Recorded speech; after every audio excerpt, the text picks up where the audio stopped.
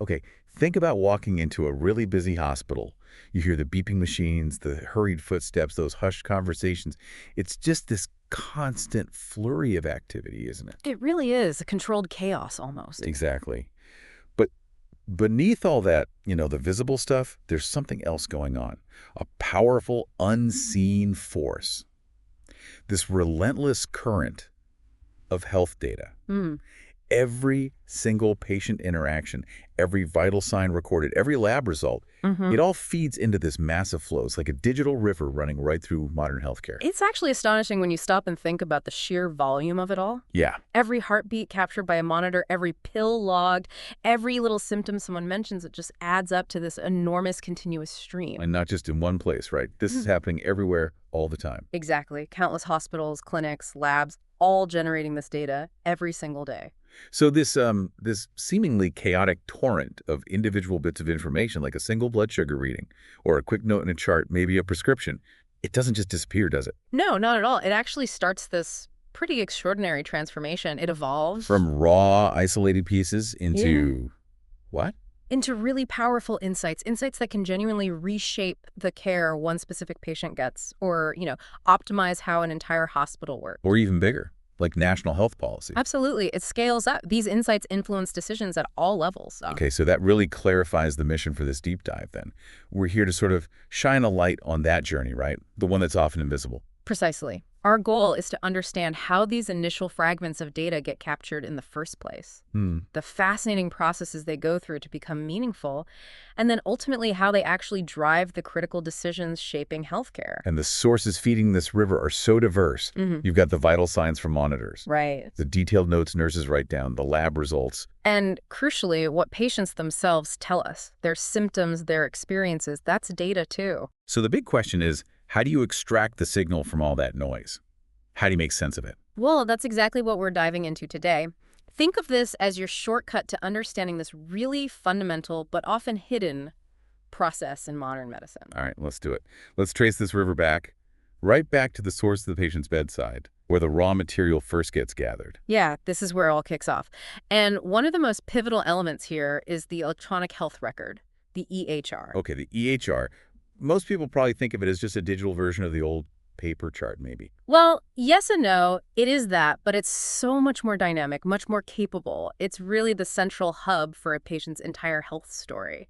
So inside the EHR, clinicians are documenting, well, everything, right? Pretty much. Symptoms, the patient's history, any allergies, the diagnosis, medications, vital signs, progress notes, the whole treatment plan. It all goes in there. And the accuracy, the timeliness, that must be absolutely critical. Oh, paramount.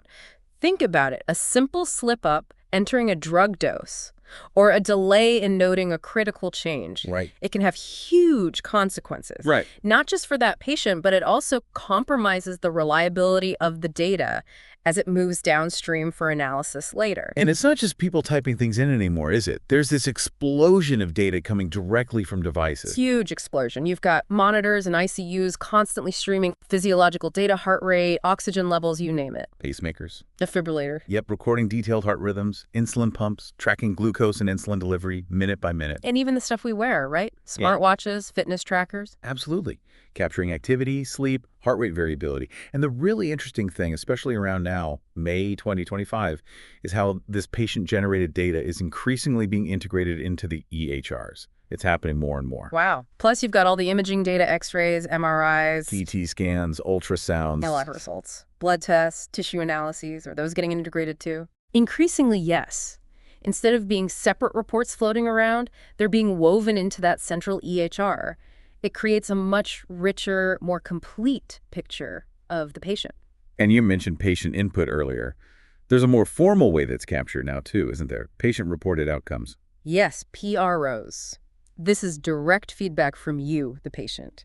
Things like your pain levels, your quality of life, how well you can do daily activities, even your experience with the care you received. How's that collected? Questionnaires, Yeah. apps. Exactly. Digital questionnaires, mobile apps mostly. And PROs offer this uniquely valuable perspective. It's stuff the clinicians can't directly see or measure sometimes. Like how someone's feeling after surgery, not just what the scans show. Precisely. You might see lab results improving, but the PRO data could show pain is still high or daily function hasn't covered. It highlights where care might need adjusting for a more holistic recovery. Okay, this sounds incredibly comprehensive. But capturing all this data initially, it can't be perfectly smooth sailing, surely. There must be challenges. Oh, absolutely. Significant challenges remain. Data quality is a big one. I mean, Ensuring the data is complete, accurate, consistent across all these different inputs. It's a constant battle, an ongoing effort. and getting systems to talk to each other. Interoperability. Still a major hurdle. If your family doctor's system can't easily share info with the hospital's EHR, or different devices use incompatible formats. Information gets stuck Oh, or lost. exactly. Trapped in silos. You don't get that complete unified view of the patient's health. It's like trying to piece together a puzzle with missing pieces. And what about the people doing the documenting? The doctors, the nurses? Clinician burden. It's a real issue. They're already juggling so much. And the administrative overhead of meticulous EHR data entry can be substantial. So the usability of these systems is crucial, making them efficient. Absolutely critical to avoid burnout and ensure the data gets entered correctly in the first place. But despite all these hurdles, this initial capture, getting that raw data right at the point of care, It's the foundation. It's the absolute bedrock. Everything that follows analysis, insights, improvements, it all depends on getting this first step as right as possible. Garbage in, garbage out, as they say. right. Without good raw material, the end product won't be good either. Precisely. Okay, so we've got this massive influx of raw data from all over. What's the next step in its journey? How does it go from being just, well, a jumble of facts to something useful? Right. This is where the real transformation starts. Yeah. Because raw clinical data, like we said, is often messy, inconsistent, maybe errors. So it needs cleaning up. Definitely. But first, usually comes data aggregation. Aggregation. So pulling it all together. Exactly. Imagine taking all that diverse data, EHRs, devices, labs, PROs, from potentially many, many patients and compiling it into centralized repositories. Like what? A big hospital database? Could be. Or even larger systems, regional or national health information exchanges, pooling data from multiple hospitals. We could be talking data from millions of patient encounters. Wow. Okay, so you gather this enormous pile of data. Then what? Then comes the data cleaning. Think of it like a really meticulous filtration system. Filtering out the bad stuff. Essentially, yes. Identifying and fixing errors may be typos in diagnoses or medications. Addressing inconsistencies like impossible values, say a recorded temperature of 150 degrees Celsius. Right. Clearly wrong. Handling missing information in critical fields. And dealing with duplicate patient records, which can be surprisingly common and tricky to resolve. How do they do all that? Is it manual? It's often a mix. Sophisticated algorithms can flag a lot of potential issues, but sometimes it needs manual review by data specialists to figure out the right correction. So it's pretty painstaking work. It really is, but absolutely vital. Remember, garbage in, garbage out. If the data you start analyzing is full of errors. Your analysis will be flawed. Your Yes. insights won't be reliable. Exactly. Potentially misleading, even dangerous in a healthcare context. Makes total sense. Okay, so data is aggregated, it's cleaned. What's next? The next really critical stage is data standardization. This is huge. Standardization, making everything use the same language. That's a great way to put it. Historically, different hospitals, even different doctors, might have used slightly different terms or codes for the very same condition or procedure. Which makes comparing data impossible, right? Very difficult, especially on a large scale. So standardization maps all that varied data to common, universally recognized data models and medical terminologies. Are there specific systems for this, like standard codes? Yes, several key ones you might have heard of. There's ICD-10. Okay, I think I've seen that on bills. Right. Used globally for classifying diseases and health problems. Great for statistics, billing, public health tracking. Yes. There's SNOMED CT. That's a really comprehensive clinical terminology designed for EHRs. It covers pretty much everything: symptoms, findings, procedures, even body structures, microorganisms. It gives a standard way to represent clinical details. So much more granular than ICD-10. Much more granular, yeah. And then there's LOINC, which focuses specifically on identifying lab tests and observations. So instead of one lab calling a test blood glucose and another serum glucose. LOINC gives it one standard code everyone understands. Precisely. So whether a record says heart attack or myocardial infarction, standardization ensures both are mapped to the same concept. which means you can actually compare apples to apples when you analyze data from different places. Exactly. It enables meaningful comparison and analysis across diverse sources, crucial for tracking disease trends nationally or running multinational clinical trials, for example. So where does all this clean, standardized data live? Good question. This brings us to concepts like data warehouses and data lakes. Okay, what's the difference? Data warehouses are usually highly structured. Think of them like organized libraries, optimized for reporting and specific types of analysis. The data is stored in a very predefined way. And data lakes. Data lakes are more flexible. They can hold vast amounts of raw data in its original format, alongside the processed standardized data. This allows for a wider range of analytical approaches, especially more advanced data science techniques. It's more like a vast archive you can explore in different ways. Got it. So this whole transformation phase, aggregation, cleaning, standardization, sounds incredibly intensive, but it happens mostly behind the scenes. It is intensive, and yes, largely behind the scenes. But it's absolutely essential. It's what takes that initial flood of raw data and refines it into a reliable, trustworthy resource. It sets the stage for the really exciting part, extracting insights. Right. Without this prep work, the analysis wouldn't be trustworthy. Exactly. It would be built on shaky foundations. Okay, so we've navigated the capture and transformation. We now have this clean, standardized, accessible pool of health data. Now we get to actually dig in and see what stories it tells, right? The analysis and interpretation phase. Exactly. This is where we start asking questions, looking for those hidden patterns, the relationships within the data. We're moving from just having data to actively extracting information. And the goal is always to turn that information into something useful, something actionable. That's the ultimate aim, yes. Valuable insights that can drive real-world improvements. So what kind of tools and techniques do analysts use on this health data? Well, there's quite a spectrum. We often start with descriptive statistics, This involves using basic measures, averages, frequencies, percentages to just summarize the main features of the data. Like, what's the average age of patients with diabetes in this hospital? Or what are the most common symptoms people report in the ER? So getting a basic lay of the land, identifying initial patterns. Precisely. It gives you that first overview. Maybe you spot that the average length of stay for a certain procedure has changed, which might warrant a closer look. Okay, so that describes the data. How do we go beyond that to draw bigger conclusions? That's where inferential statistics come in. Unlike descriptive stats, which just look at the data you have, inferential stats let us make broader conclusions or predictions about a larger population based on a smaller sample. Like in a clinical trial for a new drug. Exactly. You test the drug on a group of participants. Inferential statistics help determine if the positive results you see in that group are likely real and would apply to the wider population with that condition, or if they could have just happened by chance. Using things like p-values and confidence intervals. Right.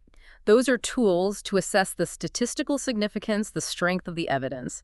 Are the findings robust enough to generalize? Okay, taking lessons from a sample and applying them more broadly. What about when you have just massive, complex data sets? How do you even spot patterns then? That's where data visualization becomes absolutely essential. Charts and graphs. Charts, graphs, interactive dashboards, even maps. Turning numbers into pictures makes complex information so much easier to grasp. Massive. Well, a good visualization can reveal trends, patterns, or outliers that you'd completely miss just looking at spreadsheets.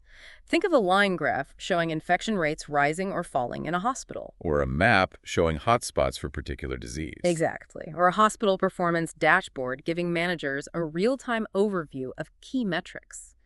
Visuals help people quickly understand what's going on and where to focus attention. And then there's the really cutting-edge stuff, right? Advanced analytics, machine learning, AI. How's that being used in health data analysis now in 2025? Yeah, this area is moving incredibly fast. Yeah. AI and machine learning algorithms are amazing at sifting through huge amounts of data and spotting really intricate patterns, things humans might easily miss. Like what? For instance, analyzing complex ECG readings to find subtle indicators of heart problems earlier than a doctor might spot them visually. Wow. They're also used to build predictive models, estimating a patient's risk of developing sepsis or their likelihood of being readmitted to the hospital. Or even predicting how they might respond to a certain treatment. Yes, based on their unique data profile. And in medical imaging, analyzing X-rays, MRIs, CT scans, AI is helping radiologists detect tumors or other abnormalities with high accuracy, often more efficiently. So it's pushing towards more personalized medicine. That's a major goal. Using all this analytical power to tailor treatments and prevention strategies to the individual based on a much deeper understanding of their specific health data. So whether it's basic stats or advanced AI, the main goal is always the same. Right. Transform that prepared data into actionable insights, knowledge that empowers better decision-making across the board. Okay, we followed the data from capture through transformation and analysis, uncovering these valuable insights. Now for the crucial part, turning insight into action. How does this actually change things? This is really where the rubber meets the road, isn't it? The insights are only valuable if they're used to inform decisions and drive positive change. Let's start right at the point of care. How do these insights help individual patients at the bedside? Well, think about clinical decision support systems, often built right into the EHR. Okay. These systems use analyzed data to give real-time alerts and reminders to doctors and nurses. Things like flagging potential drug interactions for a patient, That sounds vital. or reminding them about preventive care that patient is due for, or even suggesting evidence-based treatment options based on the latest research and that patient's specific situation. And risk assessment tools. You mentioned predictive models earlier. Exactly. Those tools can identify patients at higher risk for complications like infections or falls, allowing the care team to monitor them more closely or take preventative steps. So it leads to care that's more tailored, more proactive. More personalized, more precise, and ultimately safer.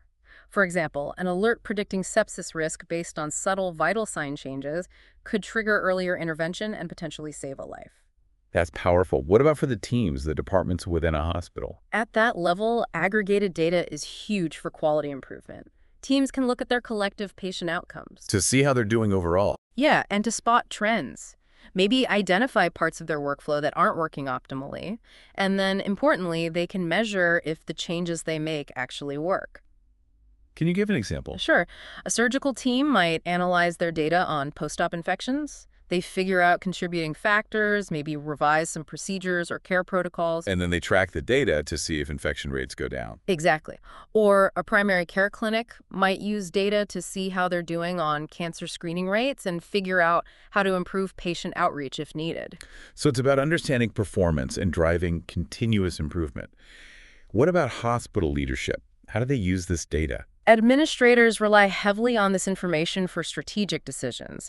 Data on patient volumes, length of stay, how resources like operating rooms or beds are used. And financial performance too, presumably. Absolutely. All that informs decisions on budgets, staffing levels, investing in new technology, making the whole hospital run more efficiently and effectively. And they use those dashboards you mentioned. Right.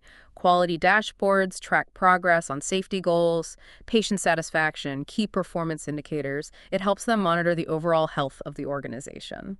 Okay, now let's zoom out even further. Entire healthcare systems, policymakers. How does data inform things at that level? At the macro level, aggregated health data is absolutely essential.